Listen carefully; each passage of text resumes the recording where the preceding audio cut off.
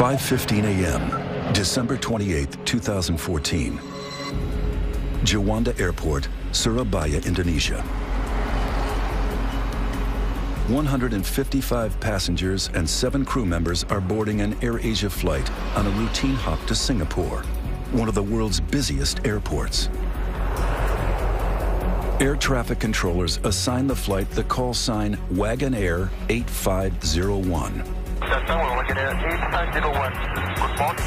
Wagon Air 501, good morning, join the tower, go ahead. At the helm is Captain Irianto, a 53-year-old former fighter pilot with more than 20,000 flying hours under his belt.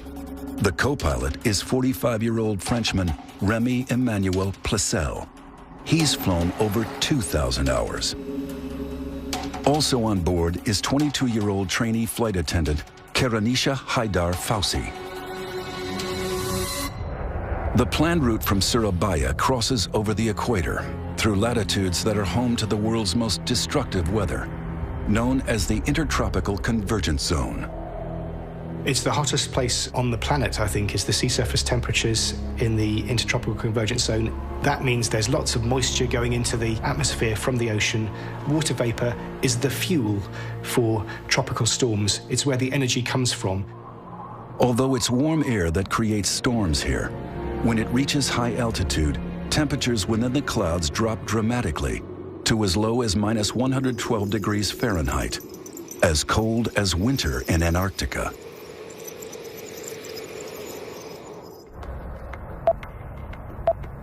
Last order, AirAsia 8501, gain Q7. Inside the operations center, the weather is constantly monitored.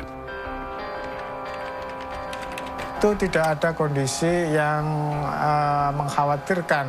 Ramalan cuaca atau prediksi cuaca pada hari itu di Surabaya tidak ada masalah. Tetapi di Singapura yang kami terima, tafornya, memang ada kondisi hujan ringan. The forecast is clear, but that could change at any moment.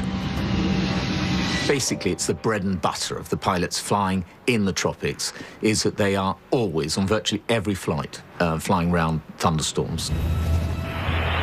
Juanda aircraft ready for start and pushback.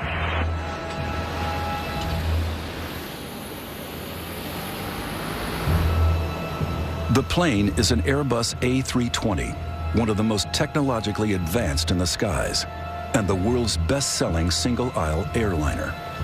Wagon Air 501, clear to Singapore, Mike 635, level 240 initial. This plane has flown 13,500 times, covering more than 23,000 flight hours. Wagon Air 501, clear to take off.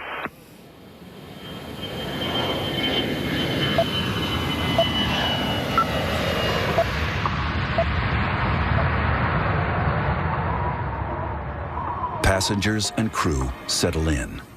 25 minutes into the flight, the plane is cruising at around 32,000 feet, now operating on full autopilot. A lot of the time, the plane is being flown by the autopilot. It's a normal flight. There's nothing abnormal about the situations or the scenario we're in. The Airbus 320's autopilot system consists of 7 computers. Airplanes are like computer games nowadays. There's a lot of pilots that will just engage the autopilot as soon as they're climbing to altitude and not touch it till they come home. And they can do that. It's literally that easy. As the plane approaches the equator, storm clouds are brewing over the Java Sea below. Severe storms can go from very small storms to very large, dangerous storms in a matter of just a few minutes. You can see a thunderstorm ahead of you or below you, and in the very few minutes you take to get there, it could have climbed several thousand feet above you.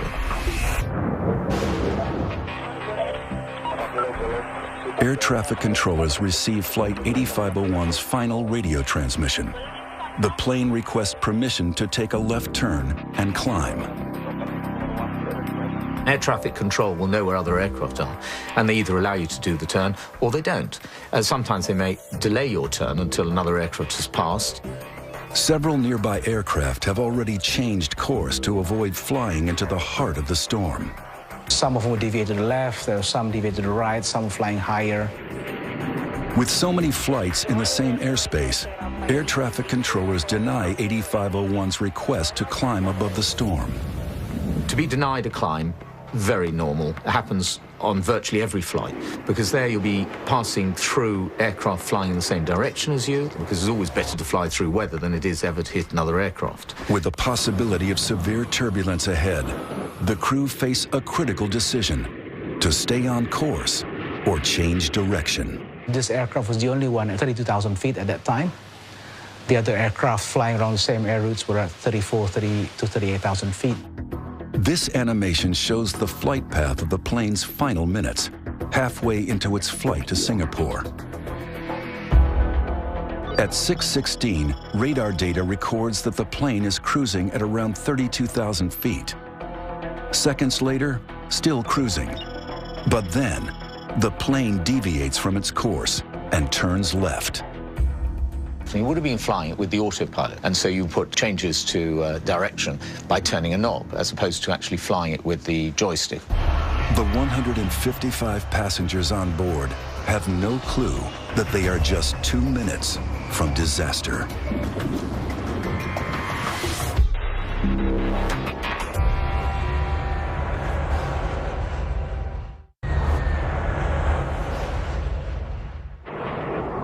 December 28th, 2014. An AirAsia flight to Singapore is flying into a thunderstorm. Modern airliners are designed to withstand the turbulence produced by severe weather, but a thunderstorm is not a place any pilot wants to be. Fear.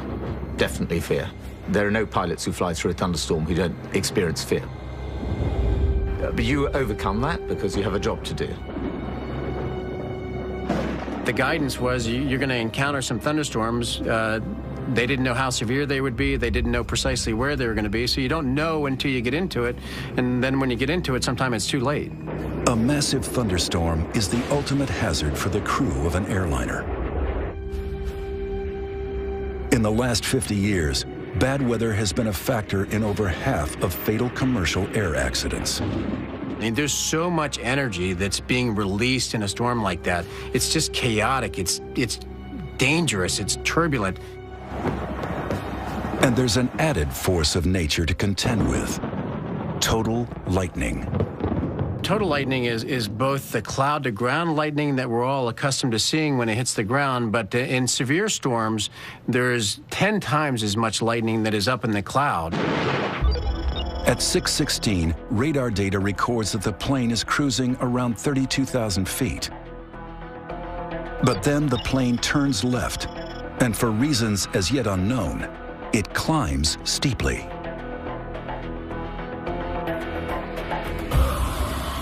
It would be dark, there would be lightning.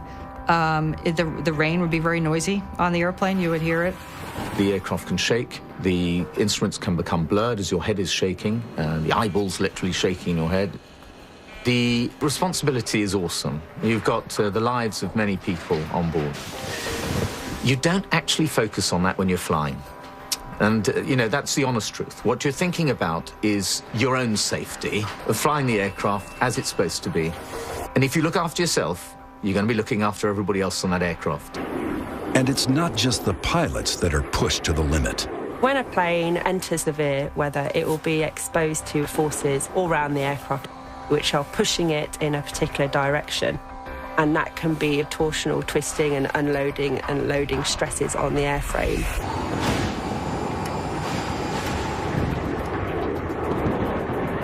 The plane climbs through 37,000 feet. As it climbs, its speed slows to just over 400 miles per hour. Just 20 seconds later, the flight is around 38,000 feet. Then, it slows down even more. At 6:18 a.m., the plane goes missing from radar.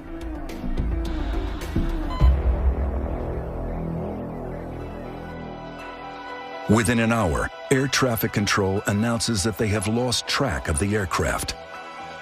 Distraught families are desperate for answers.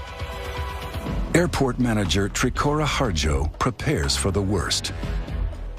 Demikian juga segala sesuatunya yang berkaitan dengan krisis center dari mulai sarana komunikasi, kemudian papan pengumuman atau papan informasi kami siapkan, dan juga kami menyiapkan informasi-informasi yang tentunya nantinya akan dibutuhkan apabila memang terjadi benar adanya atau lost contact.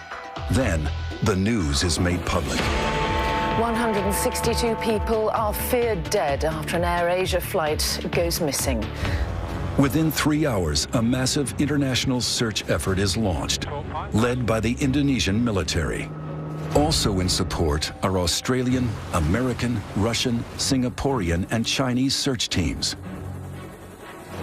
With 30 ships, 3 warships, and more than 20 aircraft equipped with visual, radar, and sonar surveillance, covering a search area of 60,000 square miles of the Java Sea. This disappearance immediately brings back memories of an infamous unsolved mystery from the same region 9 months earlier. On March 7, 2014, Malaysian Airlines flight MH370 was en route from Kuala Lumpur to Beijing with 239 people on board. An hour into the scheduled flight, it disappeared from radar screens. The search effort was the biggest ever launched, but it failed to find the missing plane. What happened remains unknown. For 3 days, the world wondered if this would be another never-ending mystery. Could it be terrorism or a rogue pilot? But then, wreckage is discovered. All the evidence points to the plane having crashed into the sea. Everyone on board is dead. One of the first bodies to be recovered is the trainee flight attendant, Karunisha Haidar Fausi. Her funeral becomes a focus of national mourning. Unlike MH370, there's no missing plane here. The mystery is, how did this happen? 10 days after the first wreckage is located, there's a breakthrough. The black box data recorder from the AirAsia plane, which came down off Indonesia, has arrived in Jakarta for examination. As the recovery operation continues, experts around the world begin to ask, how can one of the world's most sophisticated planes suddenly drop from the sky? We've got to know what happened. We have to know what caused it. The first thing, the most important thing for the families is they want to know what happened. They want to know the truth. And of course, they deserve to know the truth. The priority for the families is to ensure that no such disaster ever happens again. The official investigation is ongoing, but based on released information and expert analysis, it is now possible to explore the key factors which likely influence the plane's final moments. And this may change the way you feel about flying.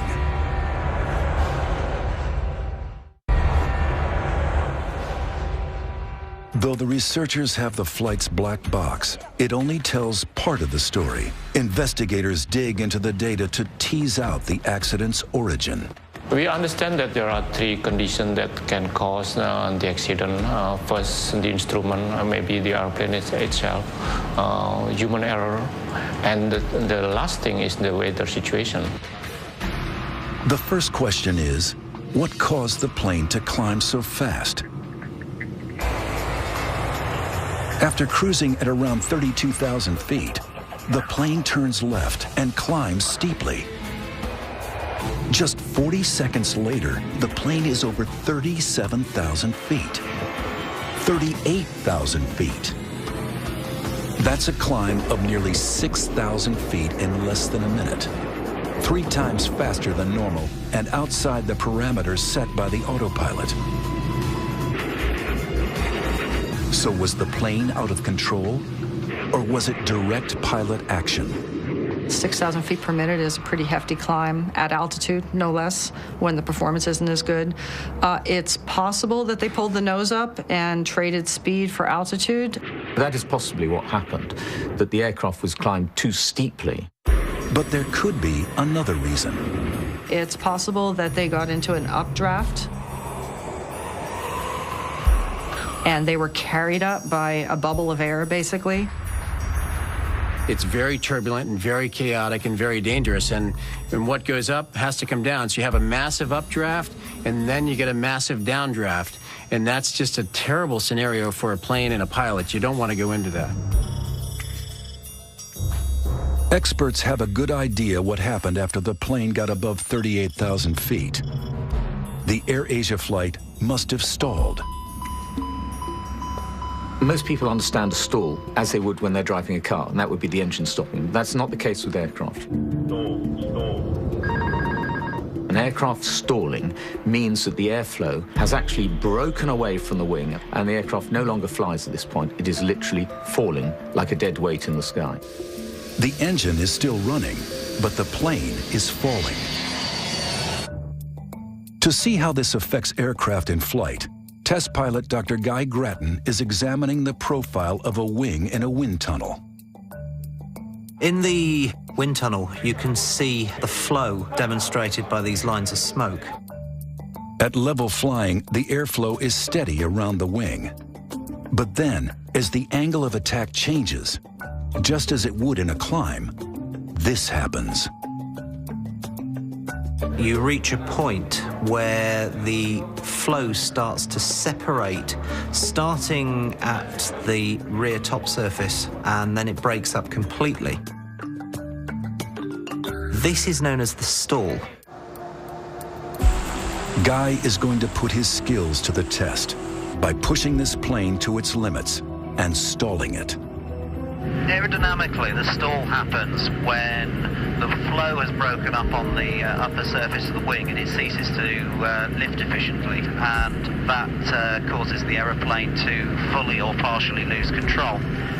This light aircraft is a Grumman AA-5, but the aerodynamic principles are the same for any plane, including the AirAsia flight. If the aeroplane stalls, a good pilot should be immediately reducing the angle of attack and increasing the power to recover. If they don't do that, what's likely to happen is an increased rate of descent, and either the aeroplane will remain in the stall until it hits the ground, or the aeroplane can enter a spin. For an unprepared pilot, the effects of a stall can be catastrophic. During takeoff in Afghanistan, after its cargo shifted to the back of the hold, this freight plane stalled.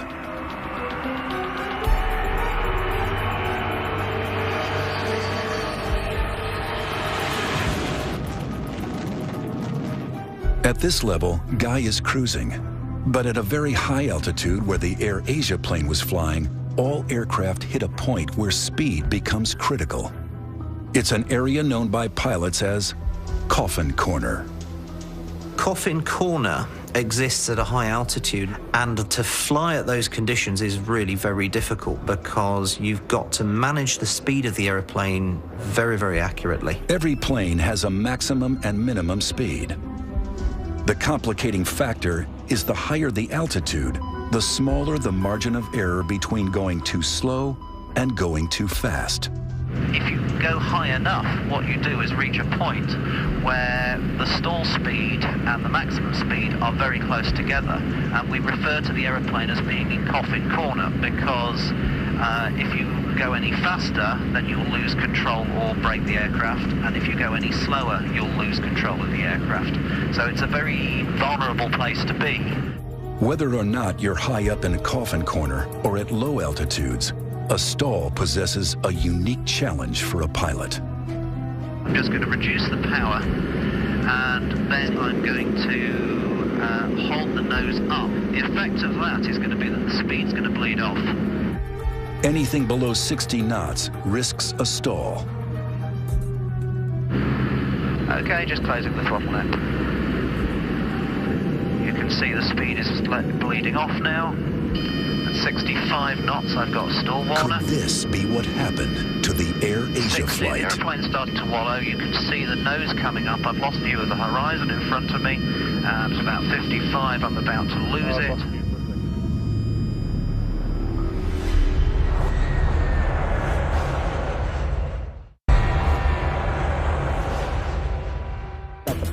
In the weeks after the AirAsia flight crashed into the sea, one thing emerged as a crucial factor: stalling. Okay, just closing the throttle now.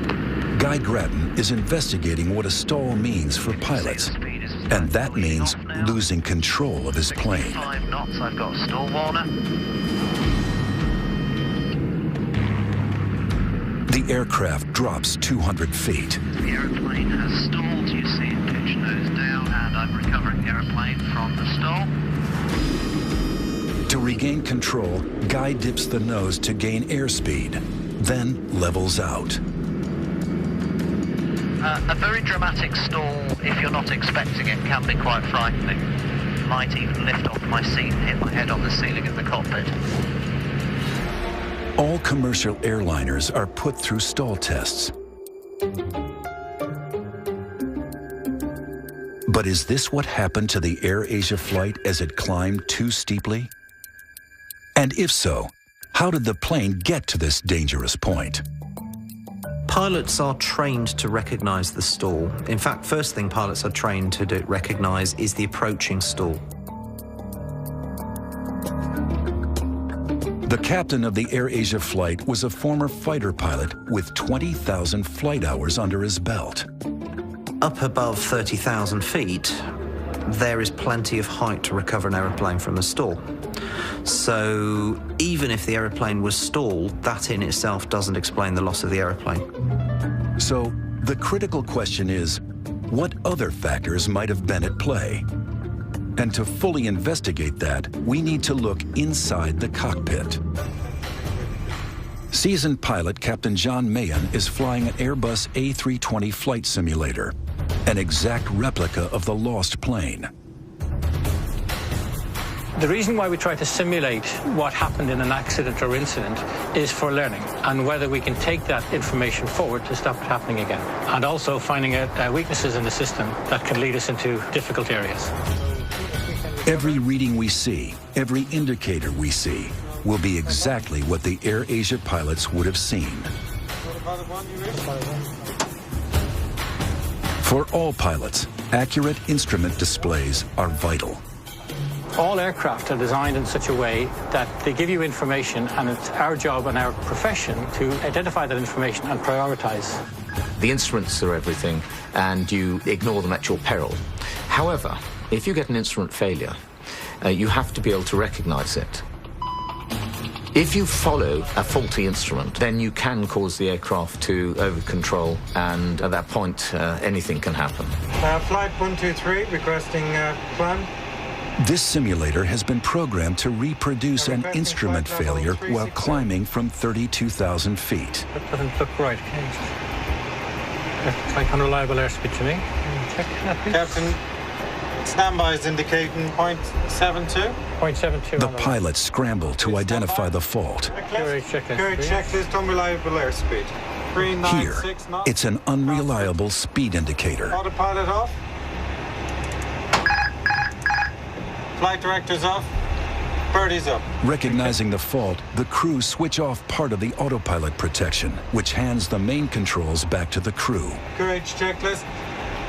Seatbelt sign on. Movement to seal.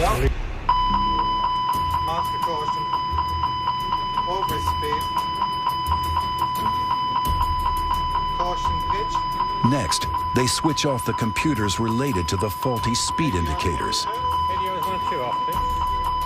Seconds later, this happens. A stall warning is an indication that you are getting into an environment where you're about to lose your lift on your wing.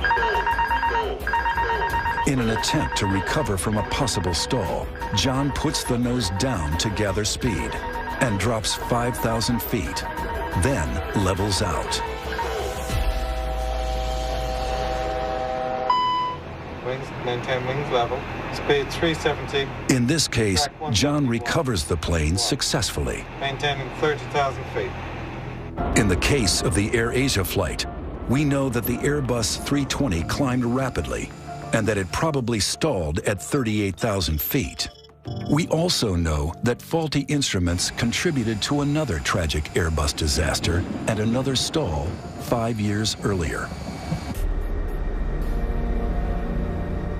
On June 1st, 2009, Air France Flight 447 was en route from Rio to Paris with 237 passengers and crew on board. At 2:10 a.m., the Airbus 330 went missing from radar. Un accident tragique. It was 2 years before the flight's black box recorder was found and finally revealed its secrets. Colleen Keller is an air traffic investigator who worked on the search for Air France 447. The similarities with the AirAsia crash are striking. It ran into bad weather right around the tropical convergence zone, right at the equator. The initial malfunction was caused by the computer shutting down. On the side of the plane are metal cylinders that measure airspeed. They are called pitot tubes. The investigators discovered that the tubes had frozen over, causing the instrument readings to go haywire. The computer literally said, "I can't function, I'm confused," and it shut down. After the computer shut down, the pilots were forced to hand fly the airplane in a very difficult area, which is very high altitude. These are some of the actual words spoken by the pilots as recorded by the cockpit voice recorder. Qu'est-ce que vous faites? On perd contrôle de l'avion là? They had the throttles back and they had the nose up, so both those combined to make it start to go very slow. They pulled the power back because they thought they were going too fast, and that put the airplane in a stall on a steep descent, like kind of a floating down descent. Unknown to the Air France passengers, the plane had dropped 10,000 feet per minute. Probably most people were sleeping or trying to sleep. There was a lot of turbulence. The lights were dimmed, and it would have felt like that the whole way down. I don't think people realized what was going on. In the cockpit, faced with unreliable instruments, the crew didn't realize that the plane was in a stall. If they had, the pilots could have recovered control. Instead, they continued to drop towards the sea. Putain, va taper. C'est pas vrai.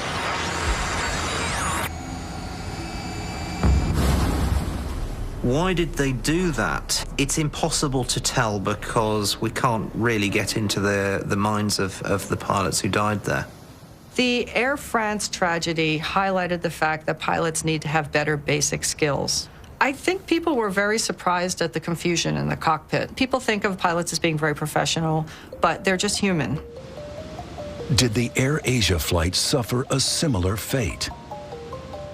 One thing we're looking at, which is rather like Air France 447, is potential problems with the aircraft, which then confuse the computer systems, which then cause a very heavy burden on the pilots. What could have forced these pilots to make a deadly split-second choice?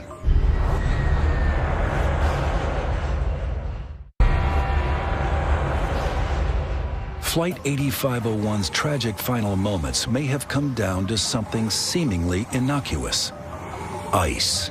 Icing is a very big concern for all aeroplanes. Icing can change the aerodynamics of the plane, but as we learned from Air France, it can also affect key systems. There may well be an issue here about freezing of sensors. Satellite weather data from the day of the AirAsia crash reveals incredible freezing temperatures in the clouds. At the top of the storm, it's nearly as cold as the coldest day in Antarctica, as low as -112 degrees Fahrenheit. This wind tunnel replicates flying through a typical cloud at a temperature of just -4 degrees. Here, a pitot tube is put to the test. If the heaters that are supposed to keep the tubes warm fail, this happens. Ice blocks the tube, which means in the cockpit, the readings the pilots receive could be incorrect. But with no suggestion from the AirAsia authorities that these airspeed indicators failed, it remains speculation. The most plausible theory is potential problems with the aircraft and then how the crew responded to what the aircraft was doing. That the plane fell out of the sky is not in doubt. But what happened during its fall could shed light on the flight's final moments. In the weeks after the crash, there were reports that the plane had exploded before it hit the sea. Based on released information, this is what we can piece together. At an altitude of around 38,000 feet, the plane loses speed. Then it drops. Some experts estimate that at that point, it falls at a rate of 20,000 feet per minute, twice as fast as the Air France disaster, down to 24,000 feet, before all communications cut out. To investigate whether or not the plane broke up during its descent, Indonesian aviation analyst Jerry Sujatman is reviewing the data relating to the distribution of debris across the Java Sea. I think it's pretty certain that the aircraft went down in one piece. The wreckage pattern does not indicate any breakups prior to hitting the water, so we just have to look at the wreckage itself. And the telltale signs of it is that, yes, the aircraft would go down tail first, hit the water tail first. It's clear from the wreckage that mid-air structural damage is not a major factor here. From what we hear from the investigators, from the cockpit voice recorders, that up to the last moment, they did put all their efforts into try and saving the aircraft.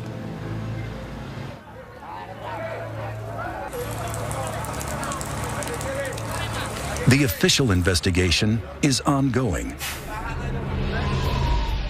But one thing most experts agree on is that severe weather was a factor in both the Air France and AirAsia crashes.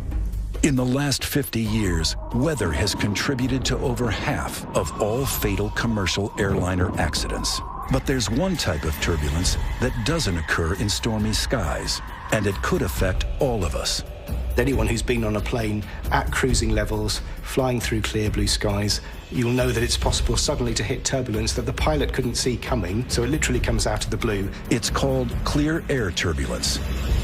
At the moment, there's no onboard electronics that can see it. The pilot can't see it. It really is invisible. Inside pockets of air, wind direction changes suddenly and severely. It's been known to cause structural damage to planes and has caused injury and death. The shocking truth is that an AirAsia type event could happen anywhere in the world today. There's still not the technology in place for controllers and pilots to make sure that they don't fly into severe weather. Here at the University of Tokyo, Professor Suzuki is looking to change that. I believe the air travel becomes safer and safer. However, we have to establish a new technology to overcome the weather conditions.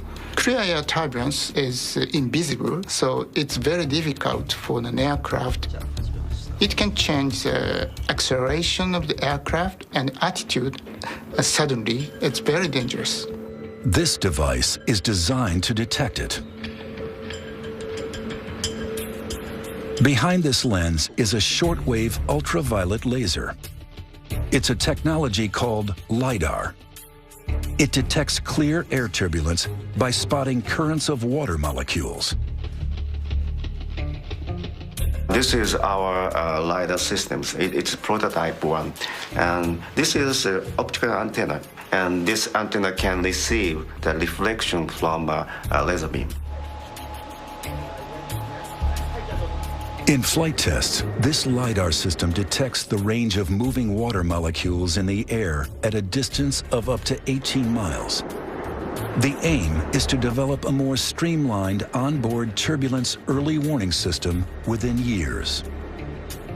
So there is a possible future there for us in which we could see fleets of airlines fitted with this technology, making encounters with severe turbulence a thing of the past. There's one more advance being rolled out that is set to revolutionize our skies. And it might help prevent an AirAsia type crash in the future by tracking planes in real time.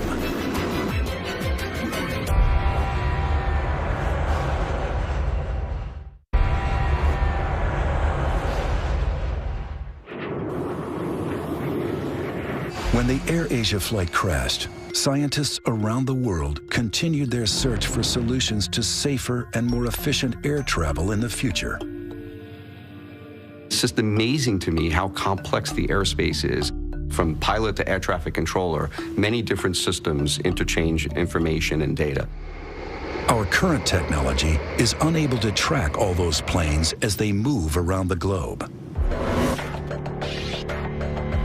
I think that it was a shock with the recent tragedies that occurred, that people started to realize that the whole Earth is not covered, and there are vast amounts of oceans and mountainous areas that are not covered. It's estimated that 70% of the world's airspace is out of the range of radar. Currently, what controllers see when aircraft are crossing the oceans are a dot that was placed by an airplane reporting back, say, 10 minutes ago, and they know where it's supposed to be 10 minutes later. So really, there's a 10-minute gap, which is basically 80 miles apart.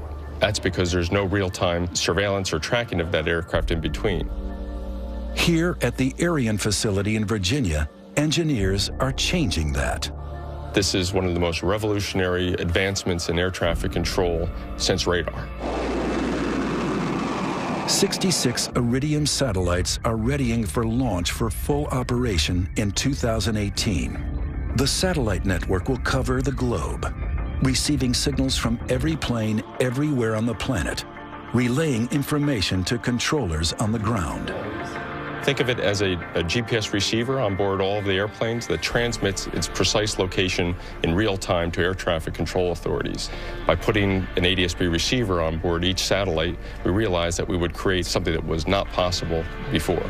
If this technology were available now, MH370 would have been better tracked, and the AirAsia flight would have been found within hours, not days.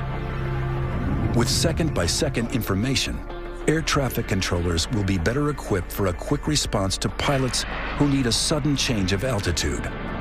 The AirAsia flight might not have been denied permission to climb to avoid a storm. The altitude changes are important because a lot of those requests are a function of weather. So when the pilot says he's over a particular point and he's requesting to change altitude, the controller will have the screen to look at, and the pilot will have a higher rate of responsiveness from the controller based on the fact that they have a shared situational awareness. Global tracking of flights will make managing flights safer and more efficient. But a critical issue remains. There's one unpredictable factor that's a cause in up to 80% of all air crashes: human error. I think the public is wondering how safe flying is.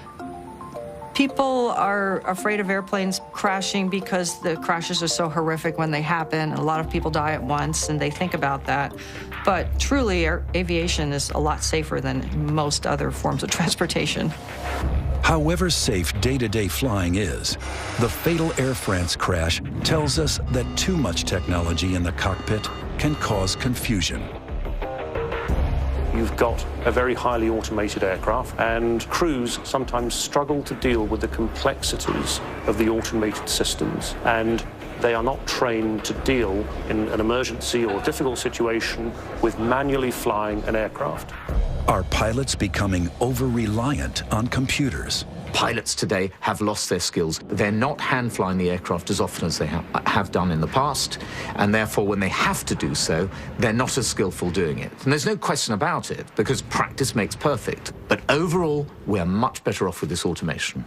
The answer seems simple: more training and more experience at the helm. Everybody knows that pilots should probably be flying manually more than they are doing. Technological advances are seeking to keep up with ever-increasing demands for travel and making flights better able to cope with increasingly violent weather. But for the families of the passengers and crew of the AirAsia flight, their hope is that a tragedy like this will never happen again. They want future accidents to be prevented of a similar type. And so it is vital that the causes are identified for what brought this aircraft down, and more importantly, that those causes are then acted on so that other families don't have to go through what the AirAsia families have gone through.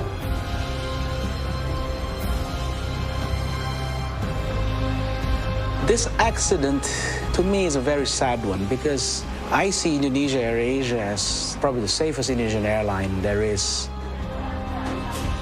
But you can always do your best to mitigate accidents and incidents. But sometimes it just happens.